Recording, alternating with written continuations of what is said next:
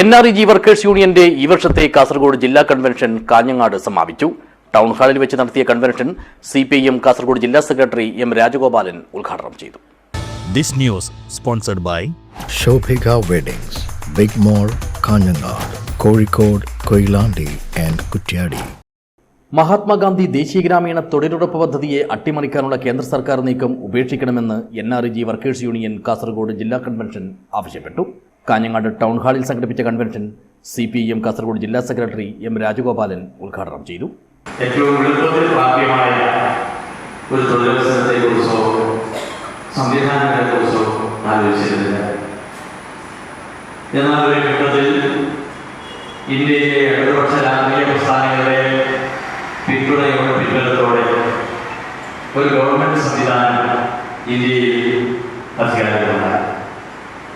ആ ഘട്ടത്തിലാണ് സാധാരണഗതിയിൽ ഇന്ത്യ ഭരിക്കുന്ന ഭരണാധികാരികൾ സമ്പന്ന വർഗത്തെ പണമുള്ളവനെ പ്രോത്സാഹിപ്പിക്കുന്ന അവനനുകൂലമായ നിലപാടുകളും നടപടികളുമായിട്ടാണ് മുന്നോട്ട് പോയിരിക്കുന്നത്. എന്നാൽ ഇന്ത്യയിലെ ഇടതുപക്ഷ പാർട്ടികളുടെ പിന്തുണയോടെ ഉറപ്പുവരുത്തുന്ന സഹായത്തിലേക്കുള്ള ഭരണ സംവിധാനം ഇന്ത്യയിൽ വന്നപ്പോൾ അങ്ങനെ നമ്മുടെ ഒരു സഹായം ഇടതുപക്ഷത്തിന്റെ ഒരു പിന്തുണ ഇന്ത്യ ഭരിക്കുന്ന ഭരണ സംവിധാനത്തിൽ നൽകണമെങ്കിൽ മുന്നോട്ട് വെച്ച ആദ്യ ഉപാധി ഇന്ത്യയിലെ ഭൂരിപക്ഷം വരുന്ന സാധാരണ ജനങ്ങളുടെ ജീവിത നിലവാരം മെച്ചപ്പെടുത്താൻ സഹായമായ പദ്ധതികൾക്ക് അധികാരത്തിലിരിക്കുന്ന സർക്കാർ നേതൃത്വം കൊടുക്കണമെന്നതായിരുന്നു. ചടങ്ങിൽ ജില്ലാ പ്രസിഡന്റ് P. ദിവാകരൻ അധ്യക്ഷനായി.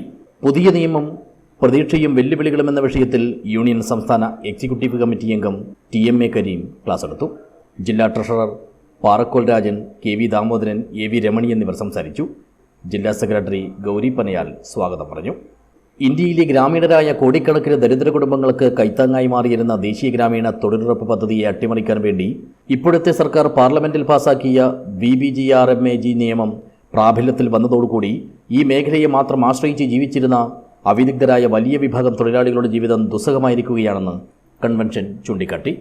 മാത്രമല്ല, പുതിയ നിയമം ആസ്തി വികസനത്തിലേക്ക് മാത്രം ഒതുങ്ങിയപ്പോൾ 50% കൂടുതൽ വരുന്ന 50 വയസ്സ് കഴിഞ്ഞ അവിദഗ്ധരായ തൊഴിലാളികളെ ഈ മേഖലയിൽ നിന്നും പിന്തള്ളി. മുൻകാലങ്ങളിൽ പദ്ധതിയുടെ മുഴുവൻ ചിലവും വഹിച്ചിരുന്നത് കേന്ദ്ര സർക്കാരാണെങ്കിൽ പുതിയ നിയമത്തിൽ അതിൻ്റെ 40% സംസ്ഥാന സർക്കാരിൻ്റെ തലയിൽ കെട്ടിവെക്കുകയും ചെയ്തു. കൂടാതെ കാർഷിക സീസണിൽ 2 മാസം പണിയെടുക്കാൻ പാടില്ല എന്ന തീരുമാനവും വലിയ പ്രതിസന്ധി സൃഷ്ടിക്കുമെന്നും NREG വർക്കേഴ്സ് യൂണിയൻ കാസർഗോഡ് ജില്ലാ കൺവെൻഷൻ വിലയിരുത്തി. News bureau, Kanhangad.